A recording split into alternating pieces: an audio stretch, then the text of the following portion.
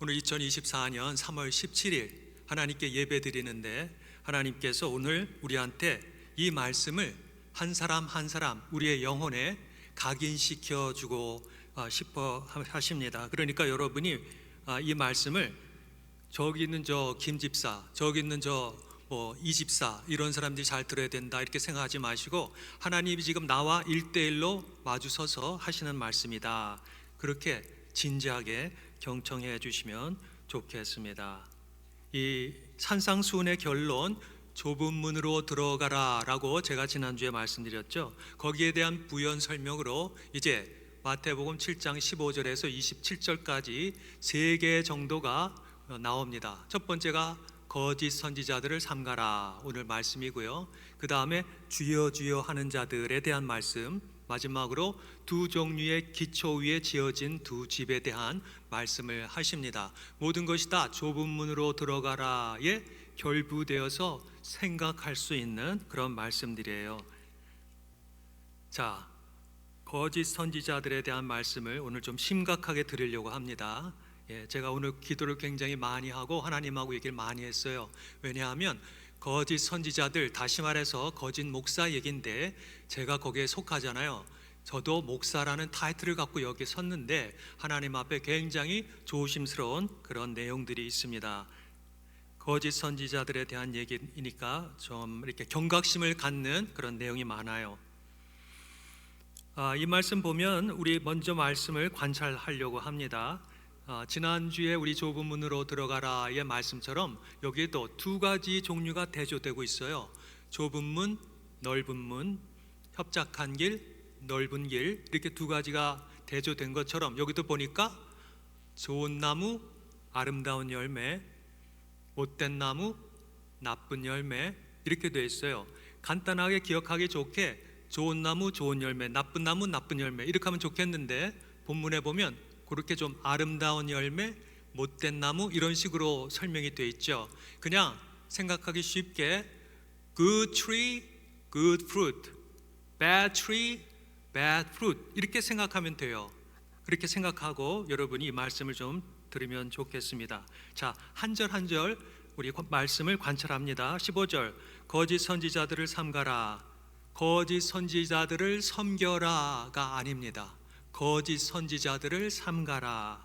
불행하게도 그리고 불쌍하게도 거짓 선지자들을 섬기는 사람들이 주변에 참 많습니다. 영 분별을 할 수 없으니까 자기도 모르게 거짓 선지자들을 섬기게 됩니다. 섬기는 게 아니라 삼가는 건데 삼가는 거는 조심해라, 경계해라. 영어로는 watch out, beware of. 여러분 개 조심 그렇게 써 있는데 보면 beware of dog 그렇게 되어 있죠. 개 조심하라. 여기도 마찬가지. 거짓 선지자 조심, beware of false prophet 그렇게 말씀하는 거예요. 거짓 선지자들을 조심해야 되는 이유가 뭐냐? 그들이 위장술과 속임수에 능하기 때문입니다. 양의 옷을 입고 나오는 것이 바로 그 속임수입니다. 양의 옷을 입고 너에게 나온다 이렇게 예수님이 말씀하시는데 양의 옷을 입고 나온다는 것은 양처럼 순수하고 양처럼 이렇게 착하게 보이려고 그렇게 순하게 보이려고 나오는 것이 아니라 양의 무리들 틈에 슬쩍 끼어갖고 호시탐탐 자기가 잡아먹을 먹잇감을 노리기 위해서 양의 옷을 슬쩍 입고 가장하고 나온다는 거죠. 그렇게 거짓 선지자들이 양의 옷을 입고 나오지만 그들의 진짜 정체가 뭐냐 하면 예수님 말씀하시죠. 속에는 뭐라고요? 노략질하는 이리라. 이리는 늑대랑 같은 말이고요. 노략질한다 잘 안 쓰는 말인데 노략질한다는 것은 사납고 무서운 산도적이 싹 숨어 있다가 가는 사람들한테 나와갖고 그 사람들을 붙들고 때리고 해치고 물건을 뺏고 약탈하는 모습, 이게 노략질하는 거예요. 노량진이 아니라 노략질. 노략질하는 사람들을 만나면 무조건 도망가야 됩니다. 무서우니까 피해야 되죠. 다음에 이게 15절에 보면 지금 거짓 선지자들을 삼가라 이 얘기를 하고 있어요. 자, 감사하게도 예수님께서 거짓 선지자들을 어떻게 구별하는지 그 discern하는 거, 그거를 이렇게 간파하는 방법을 가르쳐 주십니다. 뭐라고요? 그게 그들의 열매로 그들을 알리라. 오늘 말씀이 좀 길죠? 7장 15절에서 20절까지. 그러나 딱 한 말씀만 기억해야지. 그럼 이겁니다. 그들의 열매로 그들을 알리라. 굉장히 간단 명료한데 정확하게 예수님이 짚어주셨어요. 그들의 열매로 그들을 알리라. 아무리 위장술이 뛰어난다 하더라도 자기의 열매는 숨길 수 없다는 거예요. 나타나게 돼 있다라는 겁니다. 16절 그들의 열매로 그들을 알지니, 똑같은 말이 20절에 또 나와요. 그들의 열매로 그들을 알리라. 이렇게 두 번 반복해서 강조하십니다.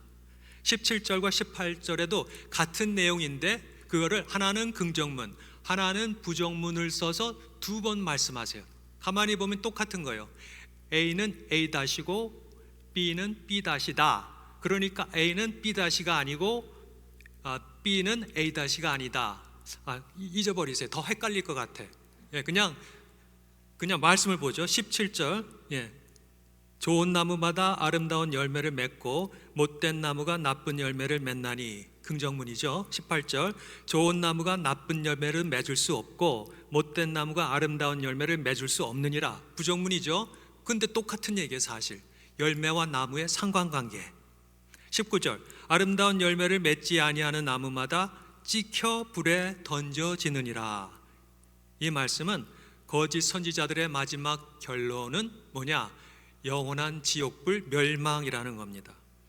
지금은 그들이 아무리 잘 나가는 것 같고 인기가 많은 것 같고 아무리 형통한 것 같이 보일지라도 영원히 꺼지지 않는 지옥의 심판불이 그들을 기다리고 있다라는 겁니다.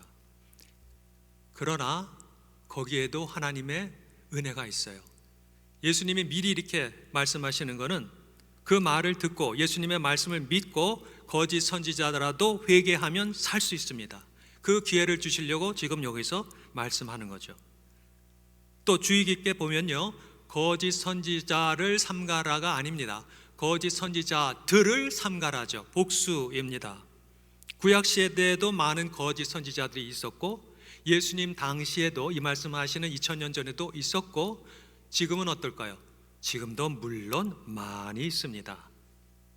제가 어떻게 많이 있는지 아는지 한번 생각해 보세요. 말세에는 영적 전쟁이 적군과 아군, 쌍방간에, 그거를 피아간이라고 그러죠. 쌍방간에 모든 것을 다 쏟아붓는 아주 치열한 총력전이 됩니다.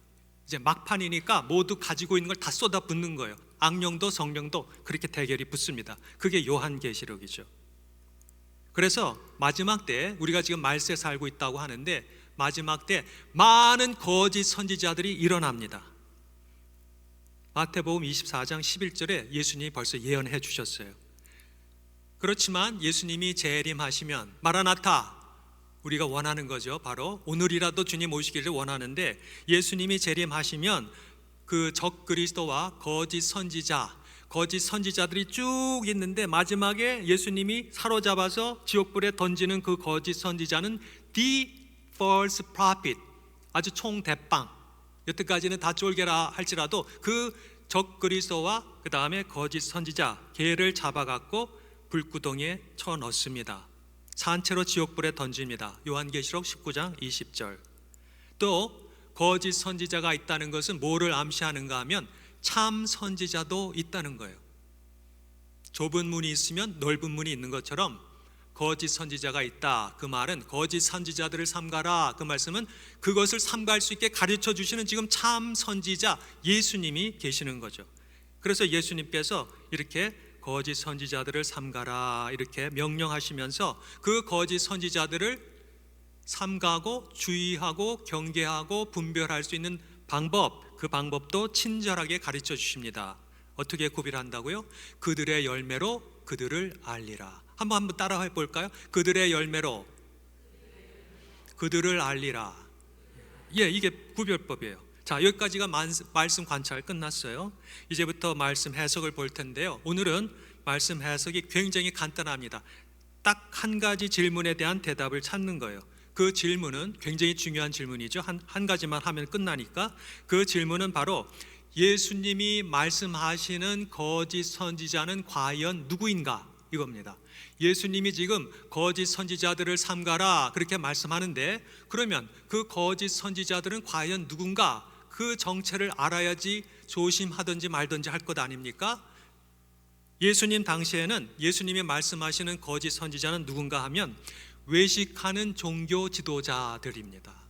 외식하는 종교 지도자들은 뭐 바깥에서 음식 사 먹는, 뭐 그냥 법카루 갖고 막 비싼 거 막 사 먹고 그러는 게 아니라 겉과 속이 다른 위선적인 히포크릿, 그런 뜻이에요.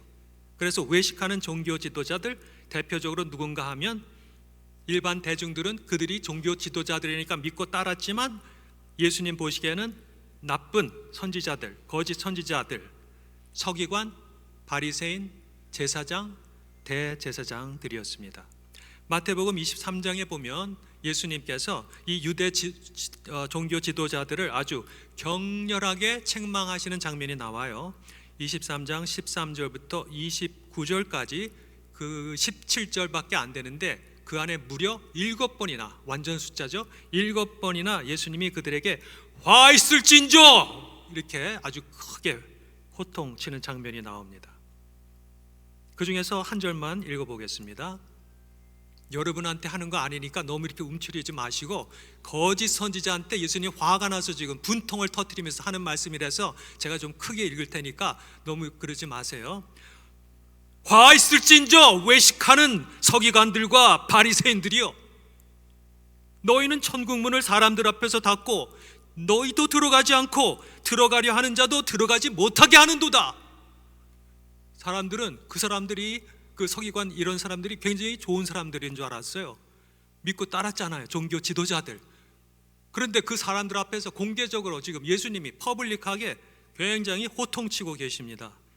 왜 그럴까요? 백성을 잘못 인도하는 거짓 선지자니까. 거짓 선지자한테는 이렇게 아주 따끔하게 해줘야 됩니다. 그냥 얼렁뚱땅 넘어가면 안 돼요. 그래서 예수님이 그렇게 온유하시고 그렇게 모든 것을 참으시는 그분도 거기에 대해서만큼 분노합니다.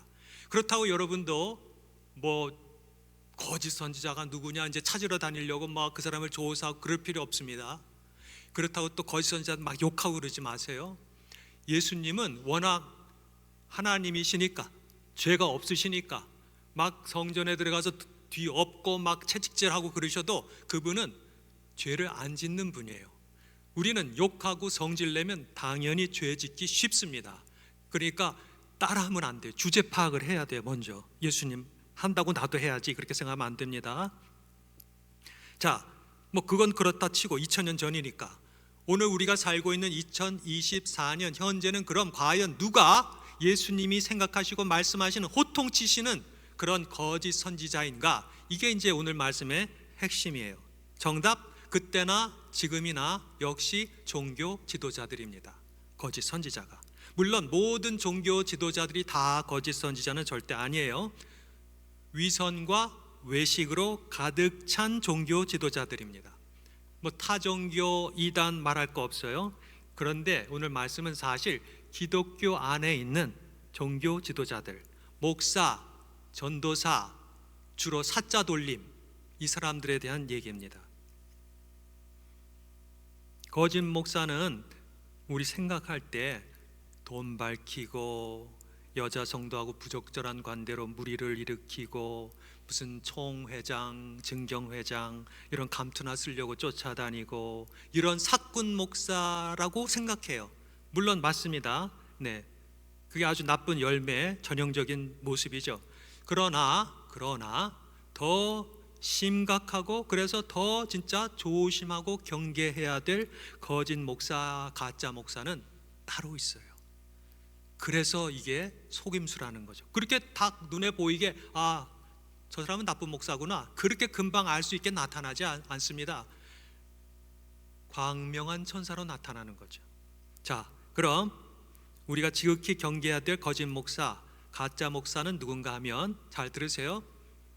아무리 부교육자가 수십 명, 수백 명 있는 큰 교회 담임 목사고 아무리 기적과 은사가 막 나타나고 아무리 매주 설교를 청산유수같이 잘해도 본인이 예수님과 개인적인 인격적인 사랑의 관계가 없으면 거짓 목사예요.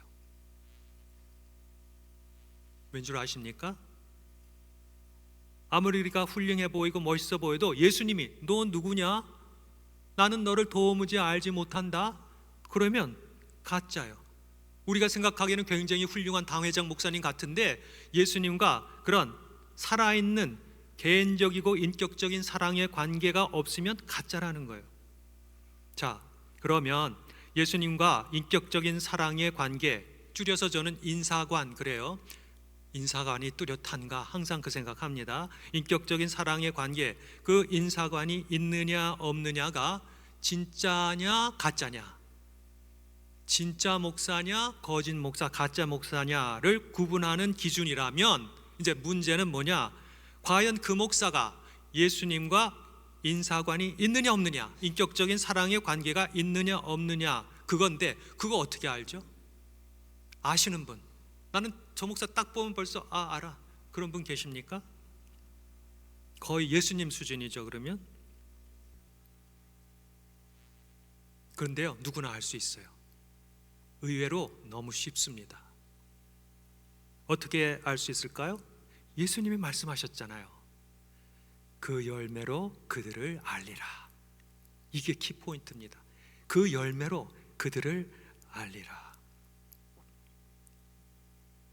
예수님과 인격적인 사랑의 관계, 그게 바로 그 열매예요. 그 열매가 없으면 가짜다, 그겁니다. 대부분의 거짓 목사들도 그들의 설교 속에 등장하는 그러한 단어들은 믿음, 소망, 사랑, 은혜, 전부 막 기독교적인 용어들이에요. 그런데 잘 들어보면 결국 말씀의 주인공이 하나님, 예수님, 성령님이 아니에요. 그냥 말씀을 전하는 목사, 그 다음에 말씀을 듣는 성도, 즉 사람이 주인되는 아주 지극히 인본주의적인 설교를 합니다. 그게 바로 좋은 열매, 인사관이 없다는 반어적인 증거예요. 나쁜 열매입니다. 그래서 예수님과 인격적인 사랑의 관계, 인사관, 좋은 열매가 없으니까 그런 목사들은 자연히 설교할 때 그런 설교를 할 수밖에 없어요. 사람이 중심되는 인본주의적인 설교, 또 그런 설교를 매주 들어요, 성도들이. 그래서 성도들도 예수님과의 인격적인 사랑의 관계가 뭔지 아예 몰라요. 그거에 대해서 그런 게 있는지도 몰라요. 그리고 그 설교를 들으면서 그냥 목사님과 함께 아멘 화답하면서 은혜롭게 예배드린다 이렇게 생각합니다. 매우 안타까워요. 매우 안타깝지만 너무나 당연한 결과입니다. 본인이 없으니까 줄 수가 없어요. 받질 못하니까 몰라요. 그리고 가는 거예요. 자, 그럼 우리가 경계해야 할 인본주의 설교가 여러분이 어떤 건지 궁금할 거 아니에요. 저는 압니다만 혹시 모르는 분들, 인본주의라는 뜻 자체는요, 인본주의, 인간이 본위가 되는, 인간이 중심이 되는, 인간이 주인이 되는, 반대는 신본주의가, 신본주의, 신이 중심이 되고 주인 되는. 우리는 지금 신본주의, 예배가 신본주의가 돼야 됩니다. 저는 여러분을 위로하고 여러분한테 은혜 끼치려고 서 있지 않아요. 저는 하나님을 기쁘시게 하고 하나님께 영광 돌리는 예배, 그러면 하나님이 여러분한테 위로를 내려주시고 하나님의 기쁨과 평안을 주시는 거죠. 여러분이 저의 1차 오디언스가 아닙니다. 죄송하지만 저는 하나님께 예배 드리고 있는 거예요. 그리고 하나님께 드리는 예배가 하나님이 기뻐 받으셔서 우리한테 그 성령의 말씀으로, 교회는 성령이 교회들에게 하시는 말씀을 들을지어다, 그렇게 선포하시는 거죠. 저는 여러분의 종이 아닙니다. 저는 하나님의 종이에요. 하나님께만 저는 초점을 맞추고 있습니다. 자, 그래서 이제 예를 들어볼게요. 인본주의 설교가 뭔지. 예를 들면 요한복음 2장에 나오는 가나의 혼인잔치, 그 혼인잔치에서 포도주가 떨어져서 그 예수님의 모친 마리아가 예수님한테 와서 포도주가 없다 그러면서 좀 이렇게 슬쩍 부탁하죠. 그래서 그 부탁으로 결국 물로 포도주를 만드는 첫 번째 표적에 대해서 인본주의 설교를 이렇게 할 수 있다는 거죠.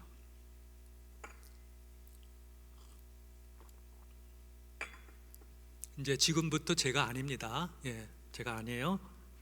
설교 제목: 순종의 현장이 축복의 현장으로. 자, 큰 소리로 한번 따라합시다. 순종의 현장이 축복의 현장으로. 예수님이 하인들한테 항아리에 물을 채우라고 명령했을 때 하인들이 순종했습니다. 포도주가 떨어졌는데 왜 갑자기 항아리에 물을 채우라는 걸까 이상했지만 열심히 물을 길어서 6개나 되는 돌 항아리 아구까지 가득 채웠습니다.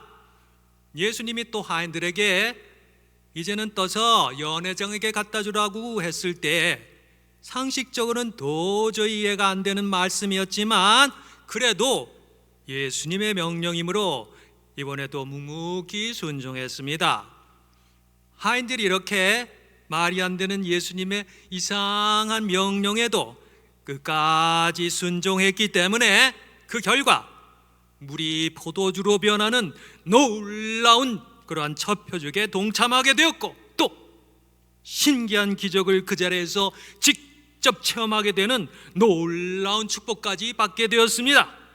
그러므로 우리도 아무리 자기 생각에 말이 안 되는 것 같은 하나님의 명령이라도 이 하인들처럼 묻지도 말고 따지지도 말고 끝까지 순종하면 그 순종의 현장이 놀라운 축복의 현장으로 바뀌는 것입니다. 그래서 그 놀라운 하나님의 기적과 축복을 맛보는 축복의 현장이 될 줄로 믿습니다. 다 같이 큰 소리로 아멘.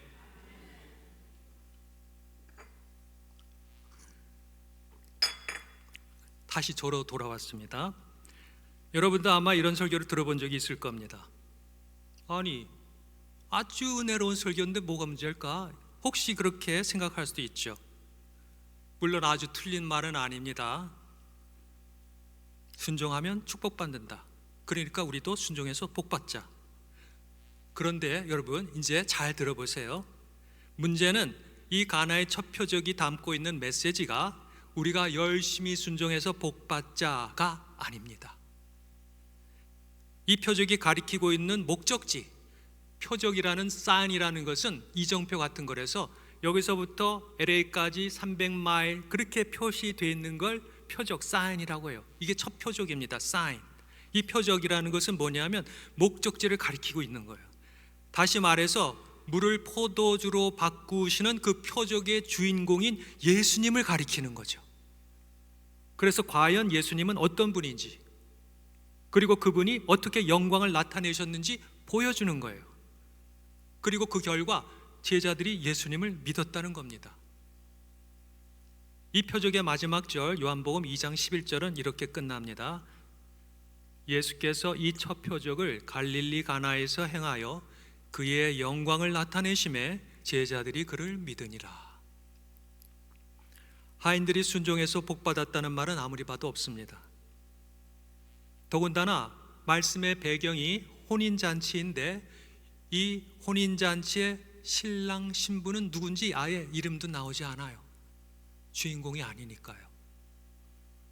하나님은 우리의 참 신랑 되신 예수님을 이 가나의 혼인잔치의 주인공으로 딱 내세웠는데, 하나님의 종이라는 목사는 이 본문으로 설교하면서 예수님이 아닌 사람들, 성도들한테 딱 초점 맞추고 순종해서 복받자라고 한다면 과연 하나님이 기뻐하실까요? 아니, 한술 더 떠서 목사는 하나님의 종이니까 앞으로 하나님의 종인 내가 어떤 지시를 내리더라도 여기 하인들처럼 군소리 말고 즉각 순종해라. 그러면 하나님이 하늘에서 축복의 문을 활짝 열고 그냥 항아리 아기까지 차고 넘치도록 축복해 주실 거다라고 말한다면 이 목사는 과연 예수님이 바라시는 좋은 나무고, 목사님한테 순종해서 복 받으려고 열심히 봉사하고 섬기는 그 성도들은 예수님이 원하시는 아름다운 열매일까요? 목사나 성도나 겉으로 말은 하나님께 영광 돌린다고 합니다. 입에 붙었어요. 그런데 정작 가나의 혼인잔치에서 예수님 자신이 나타내신 그 영광은 쳐다보지도 않고, 아니 쳐다볼 생각도 못하고 나만 그냥 복받으면 된다고 생각하는 성도들과 그 이상하고 이기적인 그러한 기복신앙을 이용해서 자신의 권위에 성도들이 도전하지 못하도록 싹 쉴드 치는 목사, 그들이 바로 못된 나무, 나쁜 열매가 아닐까요? 이처럼 열매는 자기 삶의 주인이 누군가에 따라 나타나는 숨길 수 없는 모습, 즉 주인 닮은 모습입니다. 실체, 쌩얼 같은 거예요. 아무리 포장하려고 해도 그 실체는 어디 가지 않습니다. 목사든 성도든 누구를 막론하고 자기 삶의 주인이 하나님이면 아름다운 열매인 하나님의 성품, 즉 성령의 열매가 나오게 되어 있어요. 사희화, 오자양, 충온절, 사랑, 희락, 화평, 오래 참음, 자비, 양선, 충성, 온유, 절제, 그렇게 나오게 되어 있어요. 왜냐하면 생명이 있기 때문에 그 생명이 꽃피고 열매 맺으면 그게 9가지 성령의 열매가 나오게 되어 있습니다. 그런데 자기의 삶의 주인이 사탄이면 뭐가 나올까요? 나쁜 열매가 나옵니다. 나쁜 열매인 사탄의 성깔, 성품이 아닌 성깔. 사탄의 성깔이 뭐냐? 거짓, 사기, 이간질, 탐욕, 오만, 위선, 가식, 이런 게 나타나요. 많은 사람들이, 특히 그 무신론자들 있죠? 그 사람들은 자기의 삶의 주인이 하나님도 아니고 나는 사탄도 아니고 그냥 내가 내 삶의 주인이야, 자기 자신이 주인이라고 생각합니다. 틀린 생각입니다.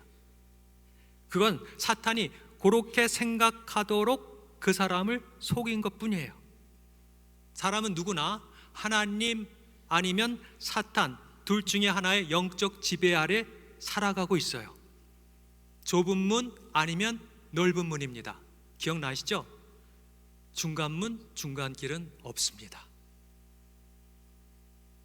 자기 자신이 자기 삶의 주인이라고 생각하는 사람의 진짜 주인은 누군가 하면 바로 그 사람 속에서 네가 네 인생의 주인이야, 네가 결정하고 네가 다 알아서 해 라고 속삭이는 그 사람 속에서 뱀처럼 또아리를 틀고 있는 사탄이에요.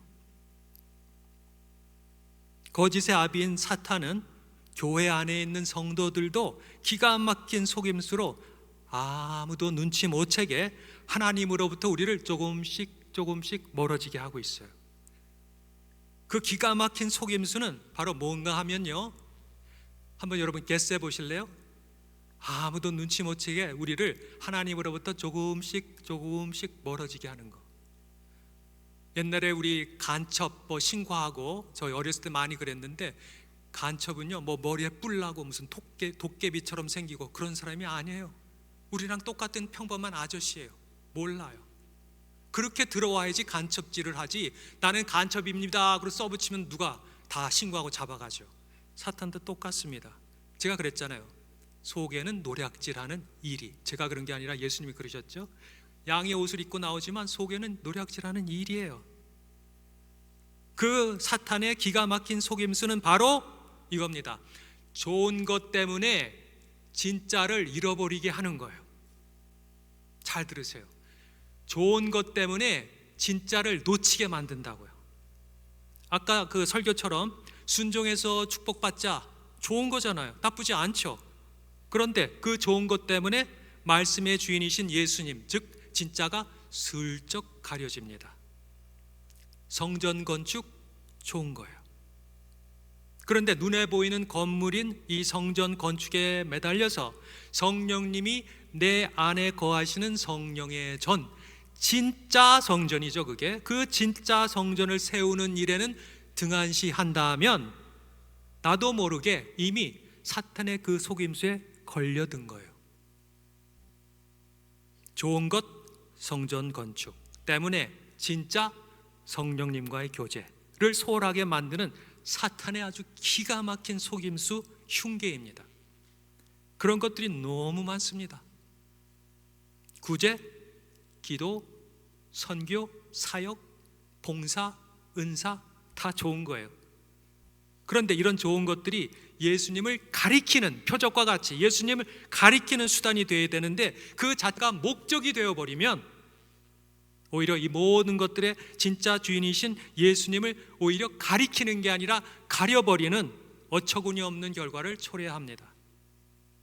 아무리 좋은 것들이라도 우리가 주목해야 될 진짜 주인공, 믿음의 주여 또 온전케 하시는 이인 예수를 바라보고 가리키도록 하는 것이 아니라, 가린다면 정말 안타깝게도 주객이 전도되는 것뿐만 아니라 사탄의 속임수에 우리도 모르게 놀아나고 있는 거예요.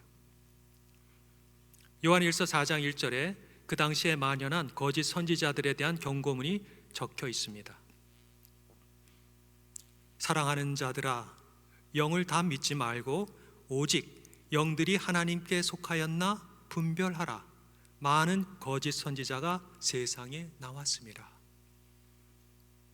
그러므로 거짓 선지자, 거짓 목사에게 미혹되지 않고 진짜와 가짜를 식별하기 위해서는 참 선지자, 참 목자이신 우리 예수님이 반드시 내 안에 계셔야 하고, 전제 조건이에요. 반드시 예수님 안에 우리가 있고 예수님이 우리 안에 계셔야 하고, 또 중요한 일뿐만 아니라 일상적이고 사소한 일까지도 예수님과 항상 언제나 대화하는 습관을 가져야 합니다. 왜냐하면 그게 인격적인 관계를 갖는 첫 걸음이에요. 대화하는 것. 그리고 이렇게 진리신 예수님 안에 거할 때에만, 그 안에 있을 때에만 그 사탄의 교활한 속임수, 그 위장술이 적나라하게 보이게 됩니다. 그러므로 오직 진리 안에서, 오직 예수 안에서, 오직 성령 안에서 그 거짓과 속임수로부터 자유로울 수가 있는 거죠. 한마디로 관계가 관건입니다. 이번 주 적용입니다. 내가 지금까지 신앙생활 하면서 나도 모르게 좋은 것 때문에 진짜를 잃어버리고 있는 것은 없는지 찾아보고, 또 예수님은 그것에 대해서 어떻게 생각하는지 여쭤봅시다. 제가 지금 이렇게 말씀드린 것들 갖고 좀 힌트를 갖고 찾아보세요. 그래서 이렇게 다른 설교나 다른 목사님들의 그러한 하나님과의 관계가 있는지 없는지도 물론 보겠지만 자기 자신부터 체크해야 되죠. 내 안에 있는 들보는 모르고 남의 눈에 있는 티를 빼려고 하면 안 됩니다. 내가 지금까지 정말 예수님이 말씀하시는 이 말씀의 기준에 의한 그런 참 믿음 생활을 하고 있는지, 아니면 그냥 들은 풍월로 하고 있는지. 영적 세상은 무척 무섭습니다. 처절합니다. 사탄은 끝까지 한 명이라도 지가 가는 지옥에 끌고 가려고 하고, 예수님은 한 명이라도 자기 양을 보호하려고 합니다. 핏값으로 산 하나님의 백성을 뺏기지 않으려고 해요.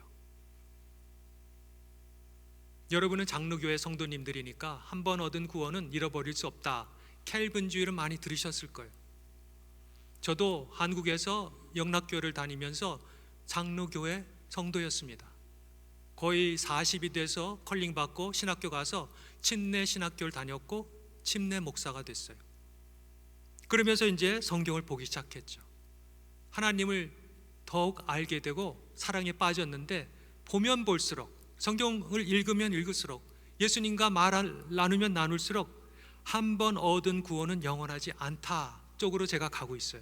출발은 여기서 했는데 장로교 가면서 점점 말씀에 뭐라고 써있는지 잘 보면 한 번 얻은 구원은 영원히 잃어버리지 않는다는 켈빈주의는 제가 보기엔 완전하지 않습니다. 그렇다면 한 번 얻은 구원 믿고 따놓은 당상 내 마음대로 살 수 있잖아요. 그게 사탄이 우리 귀한테 속삭이는 거예요. 네 삶은 네가 주인이야. 한 번 얻은 구원 안 잃어버려. 네 마음대로 살아도 하나님이 워낙 사랑이 많으셔서 너 천국으로 인도할 거야. 기가 막힌 속임수입니다. 그렇다면 성령님이 왜 오셨어요?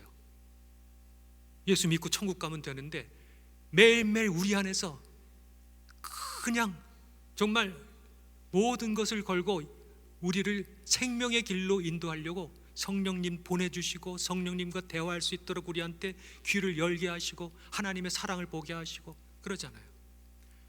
제가 지난주에 설교를 마치고 보니까 시간이 막 거의 11시인가 된 것 같아서 최문호 장로님한테 제가 이거 몇 시까지 하는지 잘 몰라서 오버한 거 아닌가요? 그랬더니 아니에요 목사님 괜찮습니다 그러셨어요. 맞죠? 네. 그래서 제가 지금 내려가려고 하다가 오늘 제가 새벽부터 일어나서 예수님하고 얘기하면서 이런 질문을 던졌어요. 예수님, 은혜빛 장로교회 성도님들은 해당 사항이 없죠. 담임 목사님이 안 계시니까. 그렇지만 저기 많은 성도들, 혹시 그 사람이 목사님 이거 어떻게 해요? 목사님 말씀 듣고 보니까 제가 듣는 설교가 전부 인본주의 설교네요. 이거 어떡하죠? 그런 사람들, 아니면 이미 그것을 간파해서 매주마다 교회 가면 너무 힘들고 그 자리에 앉아있는 게 너무 힘들고 다른 성도들은 그냥 희희낙낙 우리 목사님 설교 잘합니다 은혜 받았습니다. 그런데 왜 나는 이럴까? 왜 나는 이렇게 답답할까? 뭐가 잘못된 건가? 이렇게 성도님들 생각할 수도 있을 텐데 예수님 이거 어떡하죠? 그랬더니 예수님께서 저한테 이렇게 말씀하셨어요. 혹시 그런 성도가 이 예배 비디오를 본다면 그들한테 내가 말하고 싶은 게 있다. 그래서 제가 지금 말하려고 합니다. 여러분 저 카메라가 어디 있죠? 여러분은 제가 안 봐도 돼요. 해당 사항 없으니까. 카메라. 여러분 예수님이 이렇게 말씀하셨어요. 저한테 오늘 아침에 내 백성을 위로하라. 와, 눈물이 팍 났어요. 내 백성을 위로하라. 예수님도 뜨거운 눈물을 흘리는 것 같아요. 제 눈물이 막 나오니까. 그래서 제가 위로합니다. 성도님 힘드시죠? 너무 힘든 거 제가 알아요. 예수님이 아세요. 그러니까 위로 받으십시오. 힘내십시오. 예수님이 이렇게 말씀하셨어요. 그들에게 이렇게 말하라. 첫째, 그 목사를 위해서 기도하라. 그 단위에서 예수님은 온데간데 없고 무슨 심리학자 얘기, 무슨 다른 사람 얘기, 무슨 책 얘기, 영화 얘기 막 하면서 성경 한 절 읽고 딴 얘기만 진창하는 그 목사를 위해서 기도하라는 거예요. 그래서 제가 그랬어요. 목사님, 아니 예수님 너무하잖아요. 그 사람은 그 목사가 아주 꼴도 보기 싫을 텐데, 아주 너무 힘들어할 텐데 그 목사를 위해서 기도하라뇨. 아주 그냥 걸어가는 뒤통수만 봐도 그냥 위선과 가식이 가득한 모습 보고 막 힘들어할 텐데, 그때 예수님이 이렇게 말씀하십니다. 그대로 기도하라. 그 느낀 그 감정대로 기도하래요. 멋있게 포장하지 말고, 예수님 저는요 저 인간이 꼴도 보기 싫어요. 너무너무 힘들어요. 어떡하죠? 그렇게 기도하래요. 두 번째는 북한을 생각하래요. 갑자기 뜬금없이 북한에 있는 지하교회 성도들을 생각하래요. 그들은 지금 목숨 걸고 그 골방에서 나를 향하여 뜨겁게 기도한대요. 그 믿음 잃지 않으려고. 그 어마어마한 그 우상 숭배가 가득한 나라 안에서. 그러니까 너도 힘낼 수 있다는 거죠. 북한보다는 낫지 않니? 네 상황이 북한보다는 낫잖아요. 그래도 북한에도 탈북하는 사람 있잖아요. 제가 그랬어요. 힘들어서 못 견뎌서 나오는 사람 있잖아요. 좀 나오면 안 될까요? 예수님의 말씀, 정 그렇게 힘들다면 내 사인을 기다려라. 탈북도 아무 때나 하는 게 아니죠. 압록강 물이 얕을 때 뛰는 거잖아요. Come out my people, 내 백성아 나오라 라는 사인이 있을 때까지 기다려야 돼요. 그 사인이 언젠지는 아무도 모릅니다. 기도하면서 기다릴 수 있죠. 그리고 돌아서서 나올 때 욕하면 안 돼요. 저주하면 안 돼요. 조용히 나와야 됩니다. 이간질 시키고 나오면 안 돼요. 하나님이 그 교회도 지금 보호하시고 그 안에 숨어있는 소수의 그 하나님과 인격적인 사랑의 관계, 인사관이 있는 몇몇 하나님의 백성이 있어요. 그러니까 그거를 물을 막 흐리고 흙탕물을 만들고 나오면 안 돼요. 조용히 나오면 됩니다. 그러나 그것도 최후의 수단이에요. 사인 받고 움직여야 됩니다. 내 백성을 위로하라, 기도하라, 참아라. 정 못 찾겠으면 내 음성 듣고 조용히 움직여라. 아시겠죠? 힘내십시오. 기도하겠습니다.